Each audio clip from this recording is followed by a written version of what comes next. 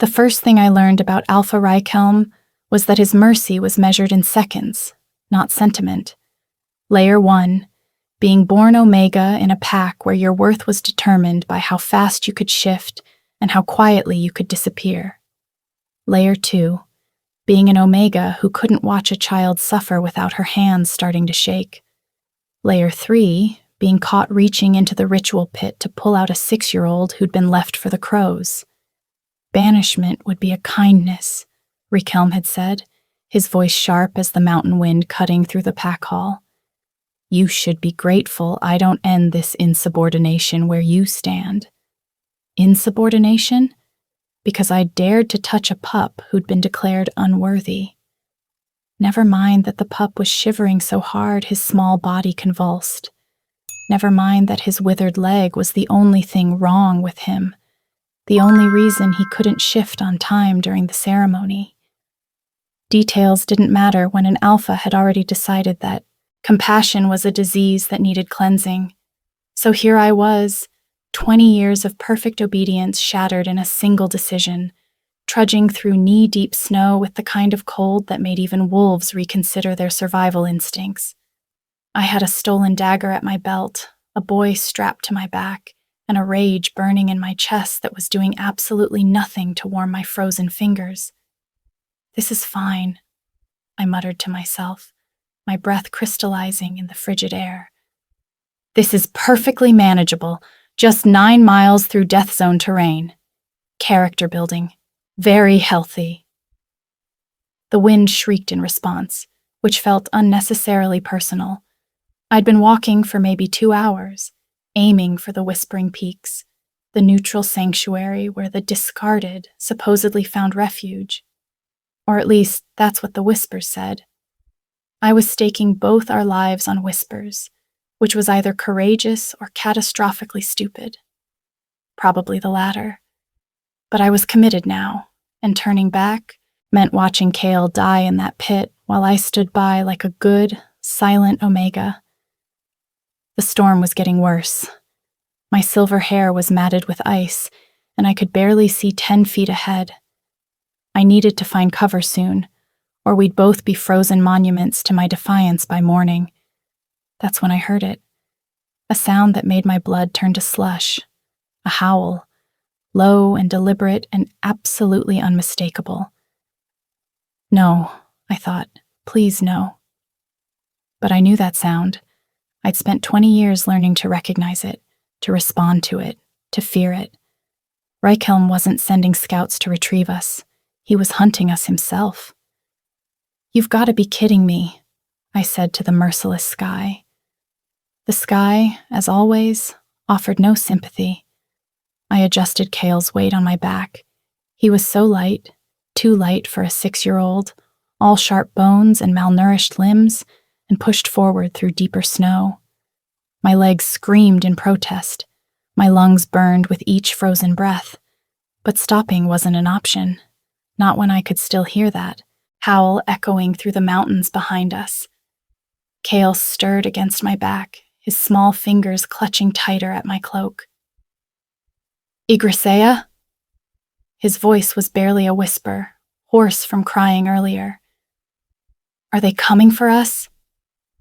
I wanted to lie. Every instinct I'd been trained with told me to soothe him with comfortable falsehoods, but I'd already broken every rule I'd been raised with. Might as well add honesty to the list.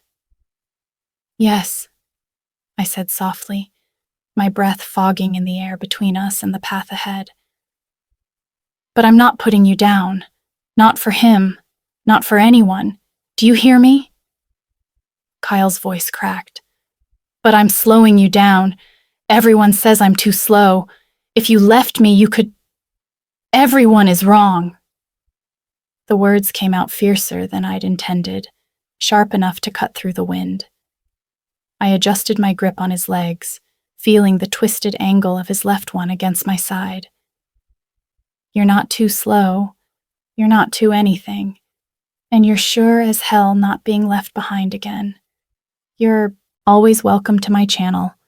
Go ahead and tell me your name, the city you're probably watching from, and what time it is for you in the comment below. Kale fell silent, but I felt him press his face against my shoulder blade, his tears hot against the frozen fabric of my cloak. I kept walking, one foot in front of the other, 9 miles to sanctuary, 9 miles between us and a life where a child's value wasn't measured by how fast he could run from predators. Behind us, another howl split the night, closer this time. My fingers found the hilt of the stolen dagger at my belt. It was silver-tipped, one of Reichhelm's own ceremonial blades. I'd polished it 100 times, never imagining I'd one day carry it as a weapon against him. "Okay," I said, more to myself than to Kale, my legs already burning with exhaustion. "Okay, we can do this." The storm swallowed my words, but I kept moving anyway, because the first thing I'd learned about being Omega was that we were supposed to be disposable. And the first thing I was teaching myself now was how to prove them all catastrophically wrong. The real problem wasn't the blizzard. I'd figured that out about 30 minutes into our death march, when I looked back and saw them, our tracks, clear as a signed confession carved into the snow. Every step I took with Kale on my back left a deep, distinctive print. The extra weight made me sink deeper, and my gait was uneven, favoring my right side to compensate for his twisted leg hanging at that awkward angle against my hip. A child could follow this trail. Reichhelm wouldn't even need to shift to track us. "Stupid," I hissed at myself, my breath coming in ragged clouds. "Stupid, stupid, stupid." "What's stupid?" Kale asked, his voice small against my ear. "Nothing. Just talking to myself." I scanned the path ahead, looking for anything, a rocky outcropping, a frozen stream, anywhere the tracks might disappear or at least become harder to follow. But there was nothing, except endless white and the skeletal shadows of pine trees bending under the weight of ice. The blizzard was supposed to be our ally. I'd counted on it to cover our trail, to make us invisible in the chaos of wind and snow. But the storm wasn't strong enough, or I was too slow, or the universe just had a sick sense of humor. Whatever the reason, we might as well have been leaving a written invitation. This way to the Omega and her stolen burden. Signed, your disposable problem. My legs were already screaming. We'd covered maybe a mile, which left 8 more between us and any hope of sanctuary. 8 miles of leaving evidence. 8 miles of Reichhelm gaining on us with every minute I wasted calculating impossible odds. Kale shifted on my back, trying to adjust his bad leg, and I felt the movement ripple through my entire body. My shoulders were burning. My lower back felt like someone had driven hot iron through the vertebrae. This was only mile 1.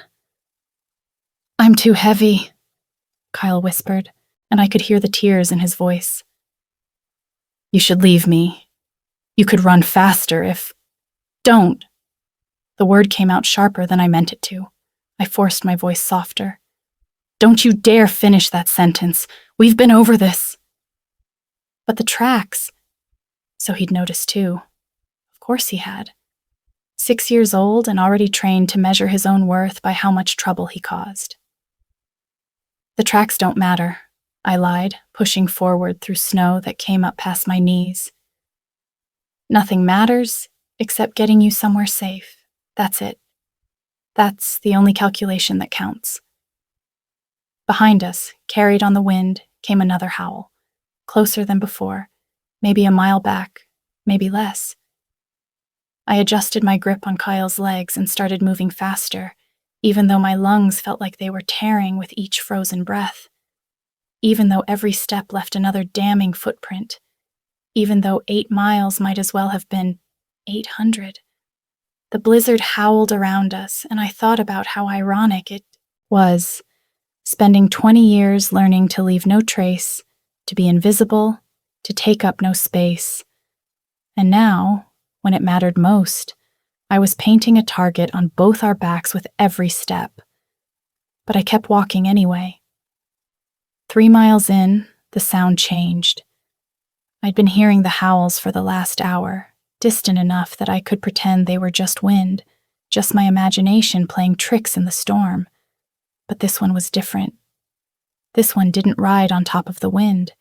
It was the wind, a deep, resonant roar that started low and built until I felt it vibrating in my chest, in my bones, in the frozen marrow of my spine. That wasn't a scout signal. That was a hunt howl.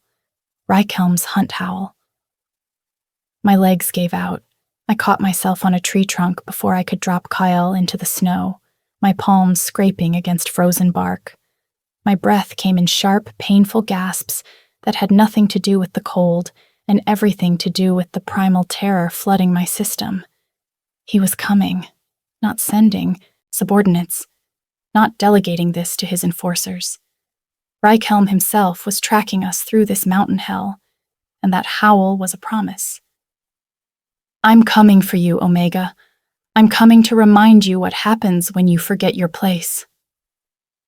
Yggdrasil? Kale's voice was trembling. I know. I forced myself upright, even though my legs felt like they were held together with frozen string. I know what it was. 20 years.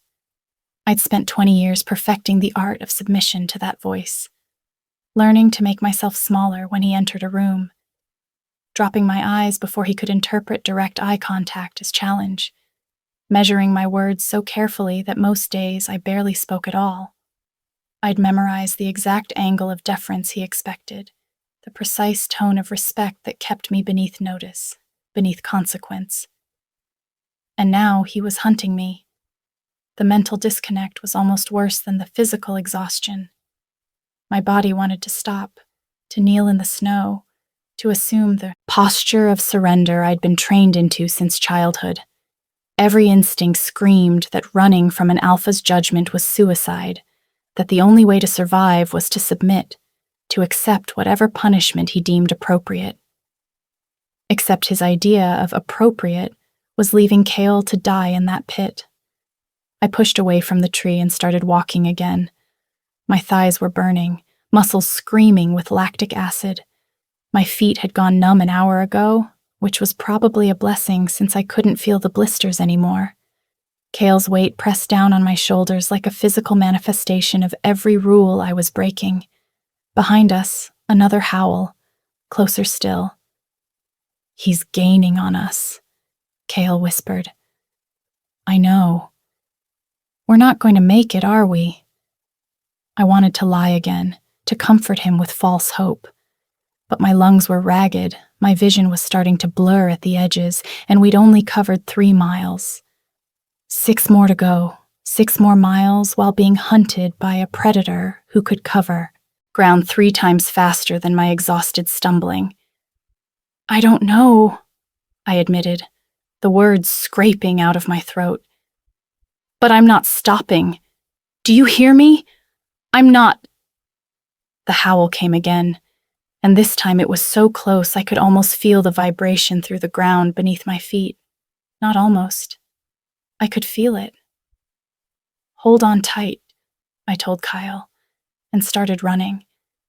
I felt the wetness against my neck before I heard the sound, hot tears soaking through the frozen fabric of my cloak, but no sobs, no noise, just silent crying, the kind you learned when making sound meant punishment.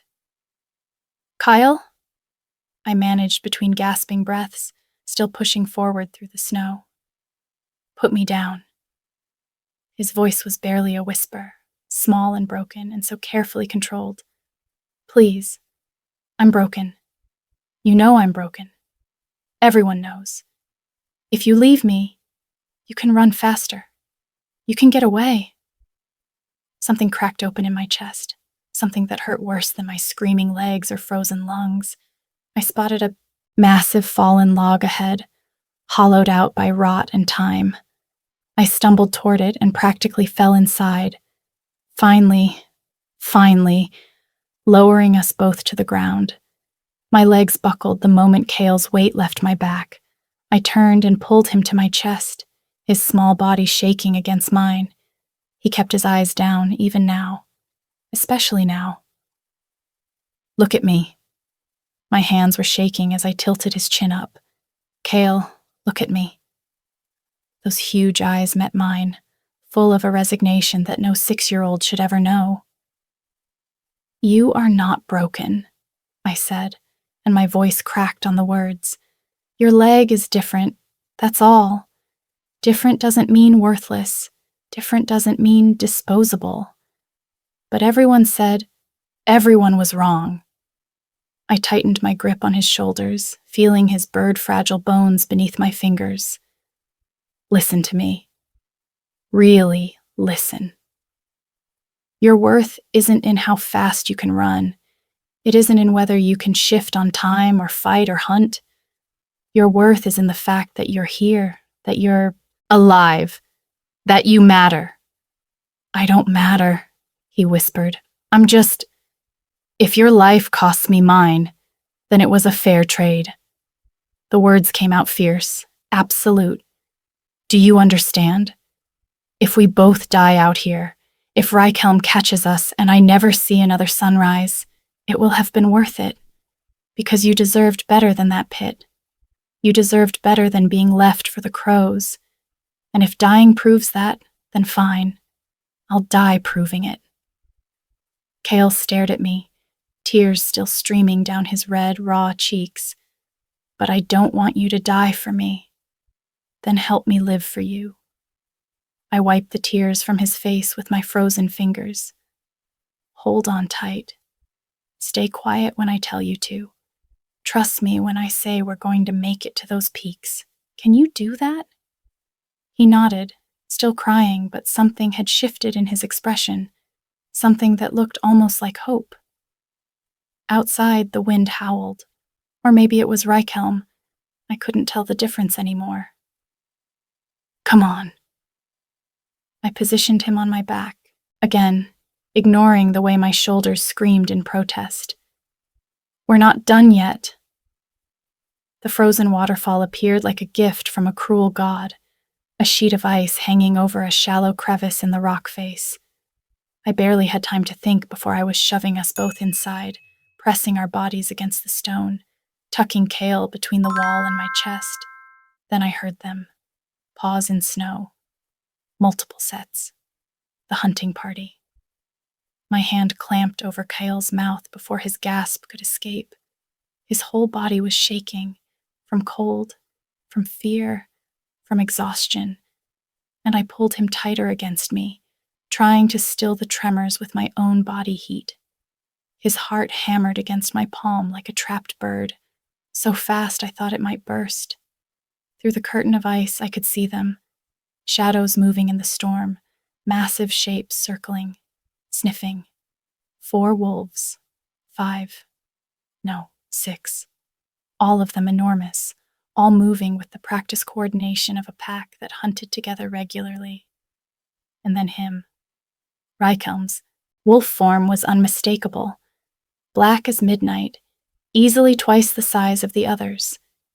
Steam rose from his snout as he prowled past our hiding spot, so close I could see the individual muscles rippling beneath his fur, so close I could count the scars on his muzzle. He paused. Right there. Maybe 3 feet from the ice curtain.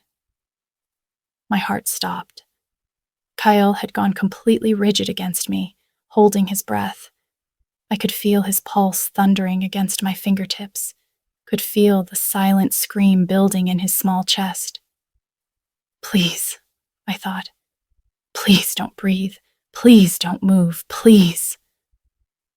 Raikhelm's massive head turned, those yellow eyes sweeping across the waterfall, looking for tracks, looking for any sign that we'd pass this way. I pressed Cale harder against the stone, my palm firm over his mouth, my other arm wrapped around his ribcage. I could feel every frantic beat of his heart, could feel the way his lungs burned for air, could feel his terror vibrating through his entire body. And something shifted inside me. I wasn't cowering. I wasn't the Omega who'd spent 20 years learning to fold herself into nothing. Right now, in this moment, I was a wall. I was stone and ice and absolute refusal. I was the only thing standing between this child and the monster that wanted to erase him. Let Raikhelm come. Let him find us. I had stolen his ceremonial dagger, and I would bury it in his throat before I let him touch Kale. The alpha huffed once, steam exploding from his nostrils. Then he turned and moved on, the rest of the pack following. Their footsteps faded into the storm. I counted to 100 before I let my hand drop from Kale's mouth. He sucked in air in huge, gasping sobs. "They're gone," I whispered, though I was shaking almost as hard as he was. "We're okay. We're still okay." We stayed in that crevice for what felt like hours, but was probably only 20 minutes. My hands were shaking. From cold, from adrenaline, from the aftermath of coming so close to death. I needed to check Kale's leg, needed to make sure the bad angle hadn't gotten worse from being pressed against the stone. "Let me look at you," I said softly, gently shifting him so I could examine his twisted limb. He winced, but didn't cry out as I carefully pushed aside the torn fabric of his tunic. The leg itself looked the same, that unnatural curve, the way the joint didn't quite align properly. Birth defect, they'd called it. Evidence of weakness in the bloodline. But then I saw it. Just above his hip, partially hidden by the waistband of his ragged pants, was a mark. Not a bruise or a scar, a birthmark. Jagged and star-shaped, about the size of my thumb, the skin there darker than the surrounding flesh. My breath caught in my throat. No, it couldn't be. With trembling fingers, I pushed the fabric lower to see the full mark. The shape was unmistakable. 5 points radiating from a central core, the top point slightly longer than the others. The mark of the Iron Crown. The hereditary mark that appeared on every direct descendant of the Alpha bloodline. I'd seen it once years ago when I'd been tasked with helping the healer tend to Raikhelm after a border skirmish. He'd made me turn away while his armor was removed, but not before I'd glimpsed the same star-shaped mark on his left hip. The exact same mark that was now staring back at me from Kale's small body. "Igrisea?" Kale's voice was uncertain. "What's wrong? Is my leg worse?" I couldn't speak. Couldn't breathe. My mind was racing through every interaction, every rumor, every piece of information I'd absorbed during my 20 years of invisible service. Raikhelm had no acknowledged children. His mate had died in childbirth years ago along with the baby, or so the official story went. No heirs, no succession plan. Just an alpha who would rule until death, which was unusual enough to spark quiet speculation in the kitchens where Omegas gathered. But here was the proof. Here was the heir, hidden, unwanted, declared defective, and left to die. This wasn't about weakness. This was about a secret Raikhelm couldn't afford to have walking around on a twisted leg, breathing proof that the great Alpha's bloodline wasn't as perfect as he claimed. A disabled heir would undermine everything Raikhelm had built his authority on: strength, dominance, genetic superiority.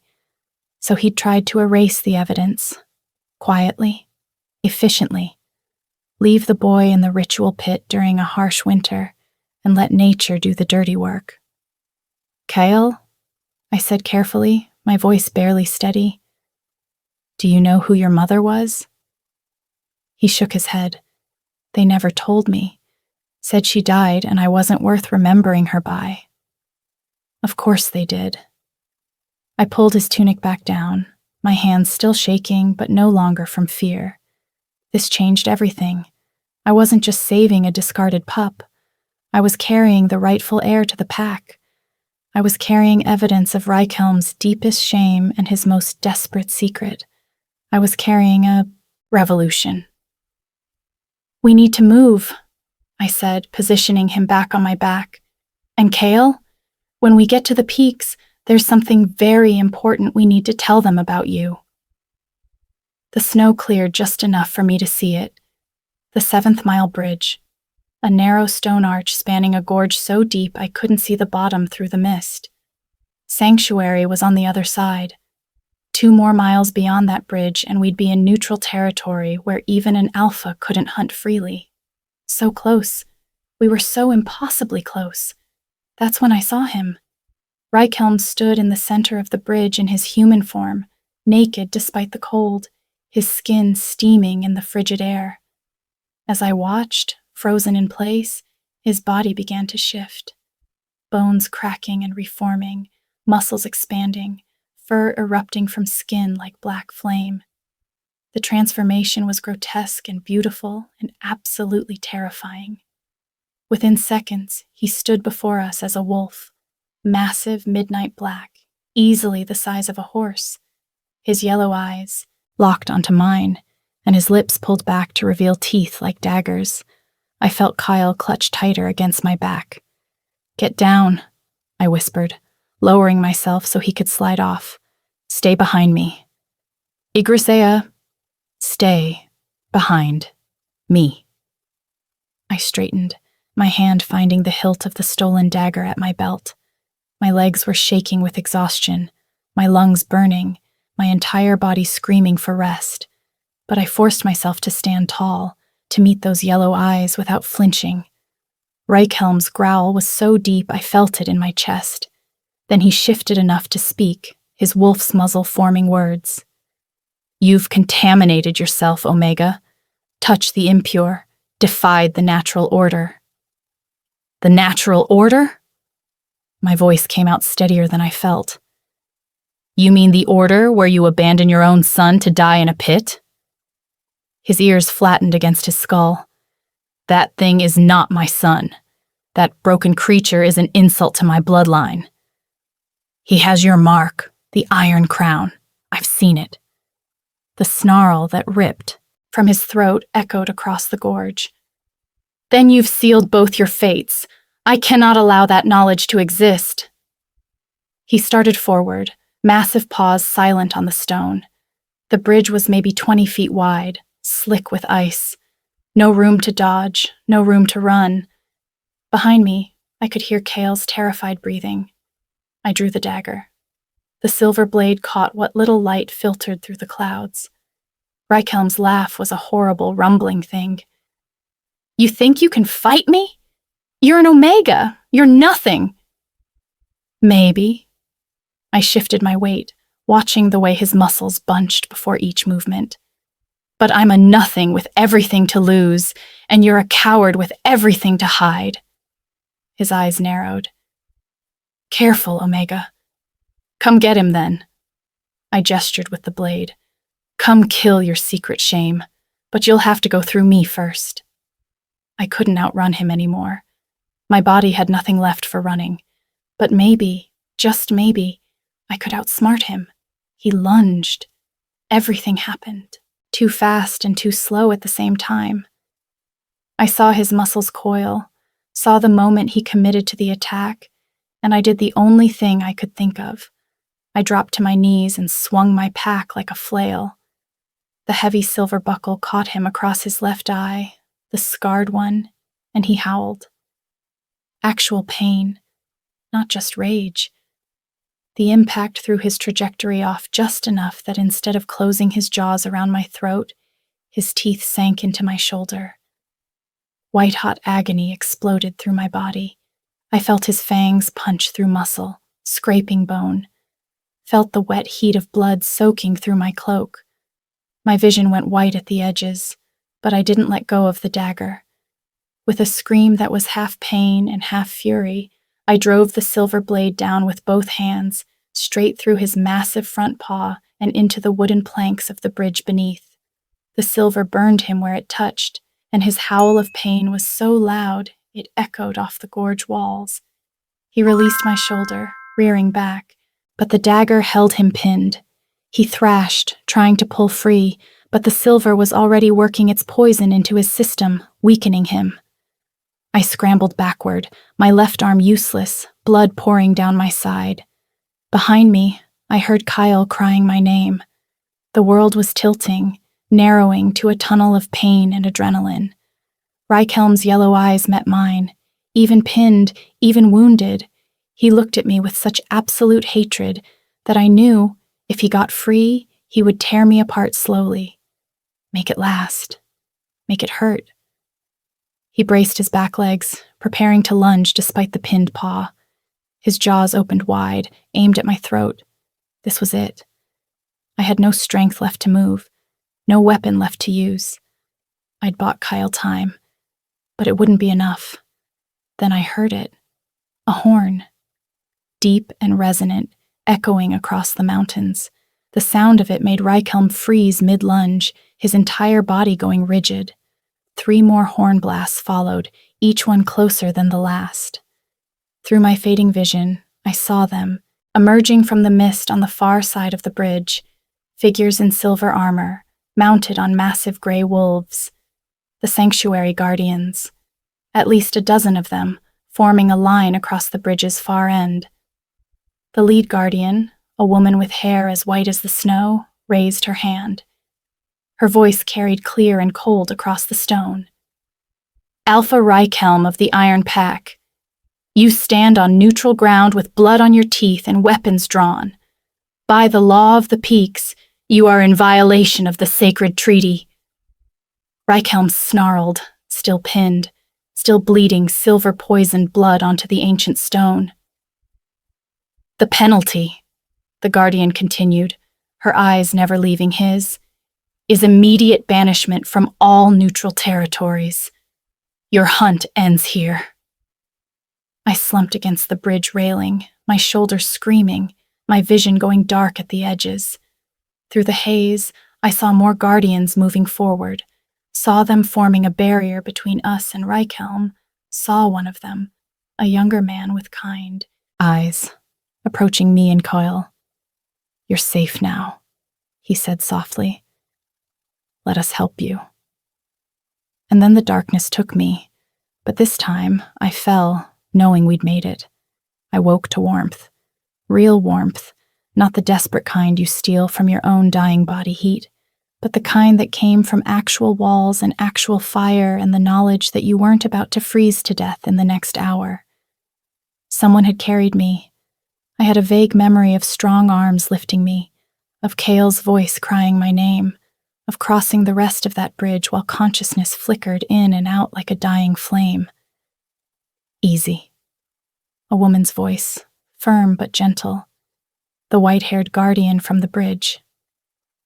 You lost a lot of blood. Don't try to sit up yet. But I did anyway, because I had to. Had to see.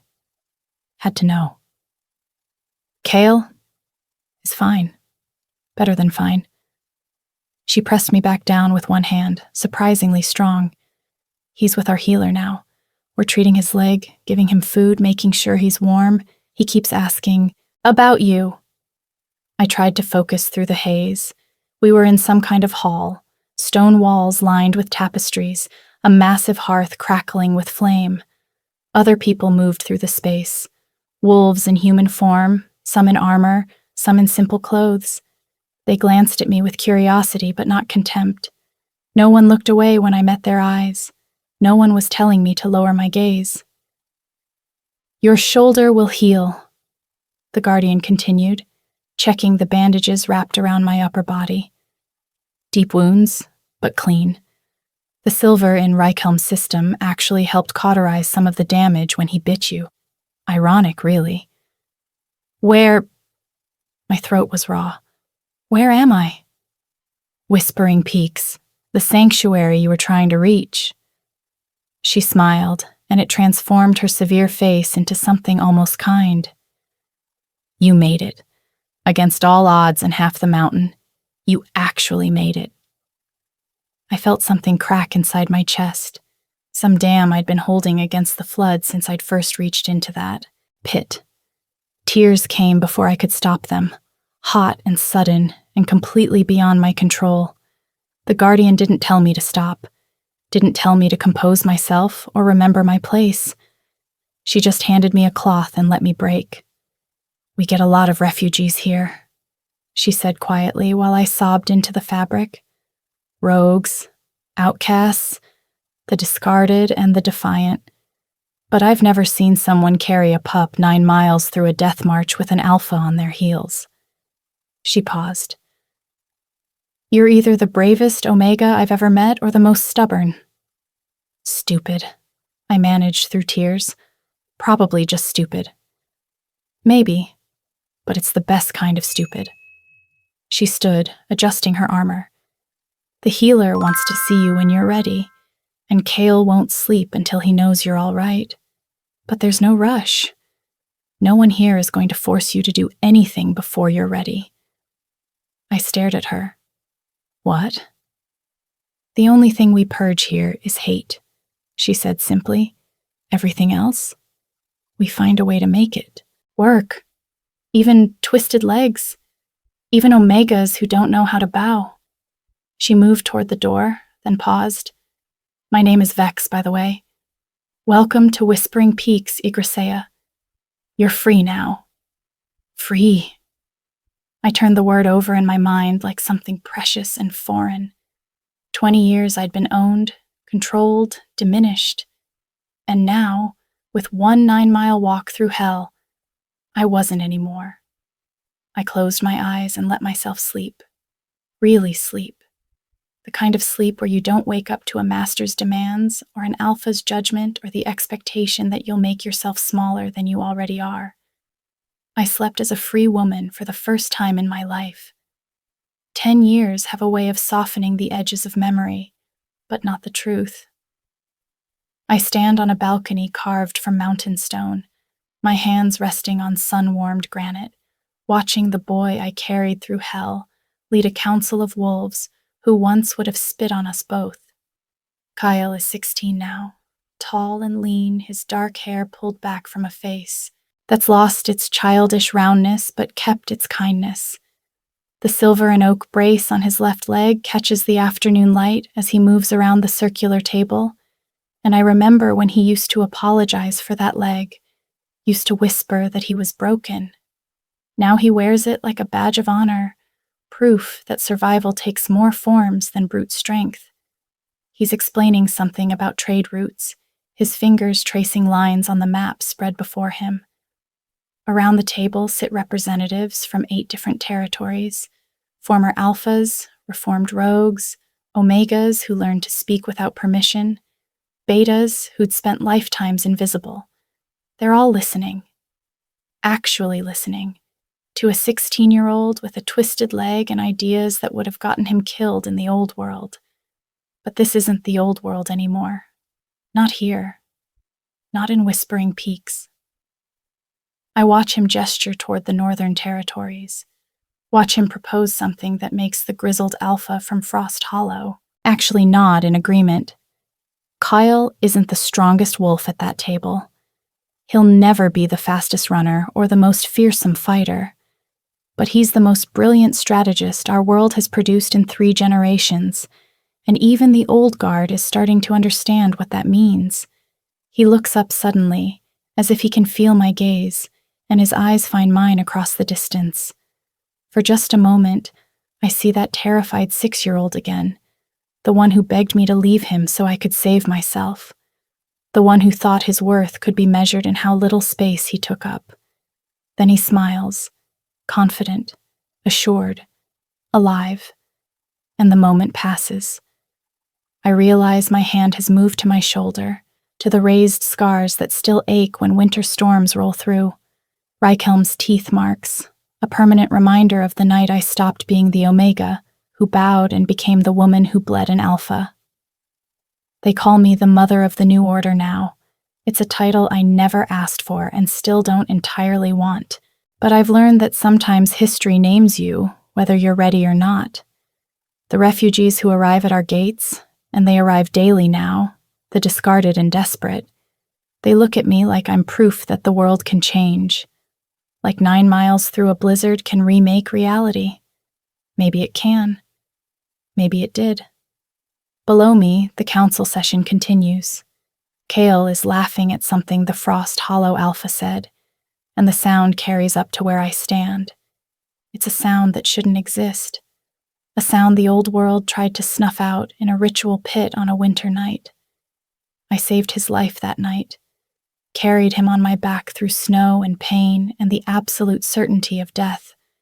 But standing here now, watching him lead with wisdom instead of violence, watching him prove that a twisted leg doesn't define worth any more than an Omega designation defines power, I realize something I couldn't have known then. Those 9 miles didn't just save his life. They gave me a soul, a purpose, a reason to believe that the things we're taught to throw away might be the very things that save us all. I am no longer Yggdrasil the Omega, invisible and silent and small. I am the woman who carried a revolution 9 miles through hell and lived to watch it bloom. Thank you for watching till the end of my story. Kindly subscribe to my channel. The next story will be more interesting and gripping, and you wouldn't want to miss that.